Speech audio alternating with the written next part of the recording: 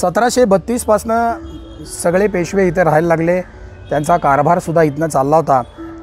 वाड्यामध्ये 3 शिफ्टमध्ये 1500 पहारेकरी असायचे, म्हणजे 8 तास 500 पहारेकरी पहारा देत असत। एवढा मोठा वाड्यामध्ये राबता होता। फडावळ जवळजवळ 1000 ते 1500 कारकून होते, कारण अख्ख्या देशाचं किंबहुना मराठ्यांकडे जो भाग होता त्याचं सगळं राजकारण, त्याचा सगळा पत्रव्यवहार हा इथनं चालत होता। 1720 ते 1740 हा थोरल्या बाजीरावांचा काळ आहे। त्यांच्या सगळ्या मोहिमांच्या आखण्या इथनं झाल्या असतील, सुरुवात इथनं झाली असतील आणि विजयी होऊन ते परत आले, त्याचं स्वागतसुद्धा या इथनं झालेलं असेल। 1740 साली आपल्याला माहिती आहे रावेरखेडीला बाजीरावांचं निधन झालं। बाजीरावांची सावली बनून राहिलेला किंबहुना बाजीरावांच्या पराक्रमाला ज्याचा भक्कम आधार होता तो चिमाजी आप्पासुद्धा काही महिन्यामध्येच त्याचं निधन झालं, ज्याची समाधी इथेच ओंकारेश्वरावर आहे। 1740 नंतर नानासाहेब बाजीरावच्या थोरल्या बाजीरावांचे चिरंजीव बाळाजी बाजीराव हे पेशवा झाले। त्यांचा काळ येतो 1740 ते 1761 आणि या काळामध्ये या वास्तूंनी प्रचंड वैभव बघितलं, राजसत्ता बघितली। छत्रपती शिवाजी महाराजांनी जे वृक्ष लावला होता स्वराज्याचा तो प्रचंड प्रमाणात फोफावत होता आणि नानासाहेबांनी एका ठिकाणी म्हटले, ते पत्रही प्रसिद्ध आहे की आम्ही गनिम शिवाजी महाराजांचे शिष्य, त्यांनी आखून दिलेल्या मार्गावर ही वाटचाल चालू होती आणि छत्रपती शिवाजी महाराजांच्या पुण्याईनी मराठी राज्य हे सगळीकडे विस्तारत होतं आणि त्याचं प्रतिबिंबसुद्धा या इथे दिसत होतं। उत्तर असेल, दक्षिण असेल, पूर्व असेल, पश्चिम असेल, सगळीकडे महाराष्ट्रातल्या मराठी लोकांच्या घोड्यांच्या टापा निनादत होत्या।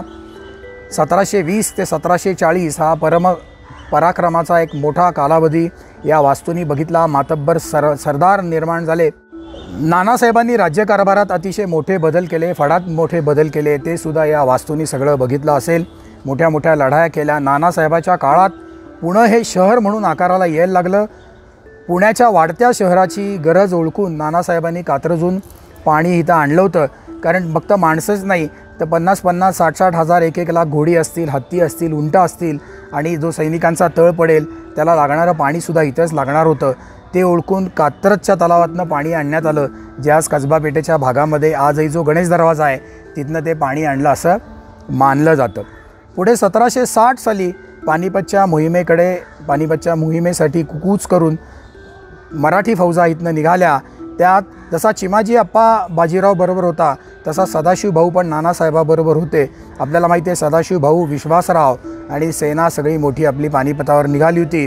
1761च्या जानेवारीत पानिपतचा पराभव झाला आणि नानासाहेब ज्यांनी पुणे शहरात अतिशय मोठी ज्याची वाटचाल आहे, किंबहुना मराठ्यांचं सैन्य बलशाली व्हावं म्हणून त्यांनी पानस्यांना नवा तोफखाना पण काढून दिला होता, जो भाग आज खडकमाळ अळीच्या इथं मामलेदार कचेरी म्हणून ओळखला जातो। त्या नानासाहेबाचं पानिपतच्या मोहिमेनंतर जून महिन्यात पर्वतीवर निधन झालं, कारण अतिशय देखणा दिसणारा विश्वासराव, म्हणजे असं म्हणतात की बायकात देखणी मस्तानी त्या काळी म्हणायचे आणि पुरुषात देखणा विश्वासराव असा जो हातातोंडाशी मुलगा आला होता, जो मोहिमांवर जात होता आणि जो पेशवा झाला असता तर मराठी राज्य आणि भगवा झेंडा कदाचित भारताच्या सगळ्या भागात कायमचा स्थिरावला असता।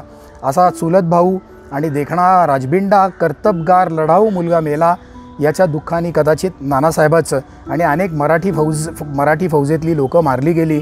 ज्या नानासाहेबांनी कधी पराभव बघितला नव्हता त्याला कदाचित याचा खूप मोठा धक्का बसला असावा आणि 6 जूनला पर्वतीला नानासाहेबाचं निधन झालं।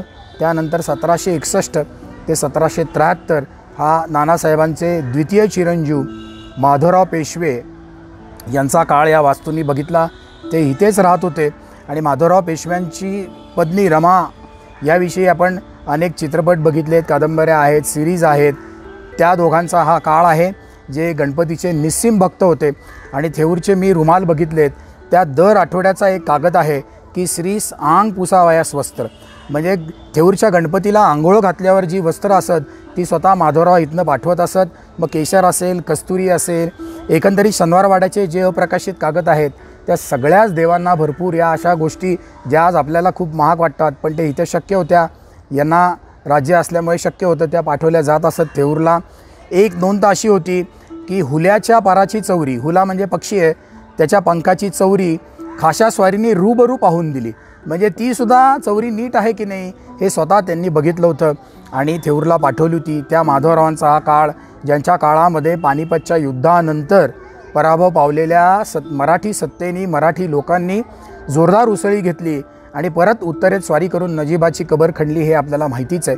पुढे 1773 साली थेऊरला माधवरावांचा दुर्दैवी मृत्यू झाला आणि काही महिन्यासाठी त्यांचे धाकटे भाऊ नानासाहेब पेशव्यांचे तृतीय चिरंजीव नारायणराव पेशवे हे पेशवा झाले.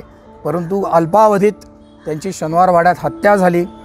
त्यानंतर त्यांची पत्नी जी होती ती 40 दिवसाची प्रेग्नंट होती, गर्भार होती आणि तिला बारबाईंनी पुरंदरवर सांभाळून ठेवली होती आणि काही महिन्यात तिला मुलगा झाला, तो सवाई माधवराव, ज्याला 40व्या दिवशी पेशवाईची वस्त्र आणण्यात आली आणि पुढे 23 वर्ष त्याला केंद्रस्थानी म्हणून मराठी सत्ता असेल, नाना फडणीस असेल, ते सगळं मराठी सत्तेची काळजी वाहत होते. मराठी सत्तेचं जे राज्यशकट आहे ते हाकत होते.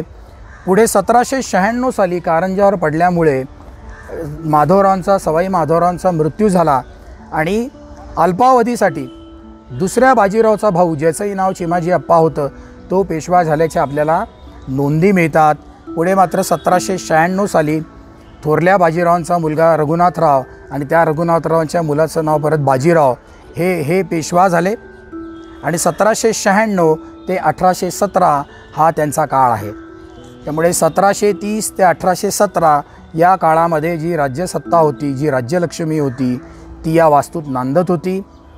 मोहिमा होत होत्या, मराठी लोक एकत्र लढत होती. मराठी लोकांच्या मनगटाची ताकद, त्यांच्या घोड्यांच्या टापा या देशभर फिरत होत्या आणि तीही वास्तू आहे की जिथे सगळीकडे हिशोब लिहिले जात होते, पत्र लिहिली जात होती, मोहिमा केल्या जात होत्या आणि पानिपतसारख्या लढाया की जिथे परक्यांनी आक्रमण केलं आहे तिथे सगळे मराठी लोक एकत्र येऊन त्या आक्रमणाला तोंड देण्यासाठी निघाले. त्याच्या रूपरेषा जी ठरवल्या गेल्या ती ही वास्तू आहे. पुढे शनिवारवाडा 11 वर्ष होता 1817 नंतर, पण त्याचं काय झालं ते आपण पुढच्या भागात बघू.